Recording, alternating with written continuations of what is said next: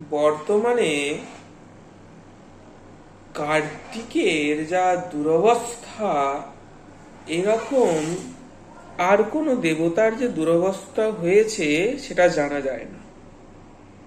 কার্তিকের যে আসল চরিত্র, এটা সম্বন্ধেই আমরা অবগত নই।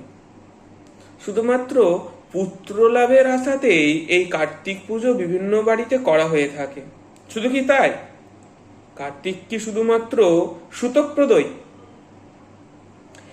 কার্তিক যে এক অসীম শৌর্য, বীর্য এবং সাহসিকতার যে ভাণ্ডার, এবং যিনি স্বয়ং দেবসেনাপতি এবং তারকা অসুরের মতো অসুরকে যিনি যুদ্ধে পরাজিত করেন, তার মতোই পরাক্রমশালী বীর সেনাপতির আজকে নিতান্তই তাচ্ছিল্যভাবেই পুজো করা হয়।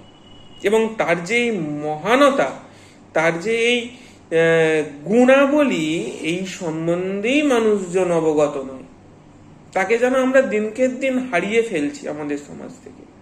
আমরা তার চরিত্র সম্বন্ধে যেন ভুলে যাচ্ছি। এই কার্তিক পুজো শুধুমাত্র সন্তান কামনার আশায় নয়, আমাদের নিজেদের মধ্যে যে উত্তম শৌর্য, বীর্য, সাহসিকতা, তার জাগরণ এবং শত্রুকে বধ করার জন্য এই কার্তিক পুজো প্রয়োজনীয়তা রয়েছে।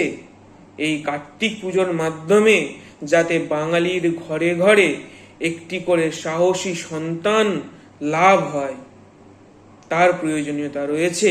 এবং এই জন্যেই কার্তিক পুজো করা উচিত, যাতে বাঙালির মধ্যে এই সাহসিকতা বোধের জাগরণ ঘটে এবং বাঙালি সাহসী হয়ে ওঠে। নমস্কার।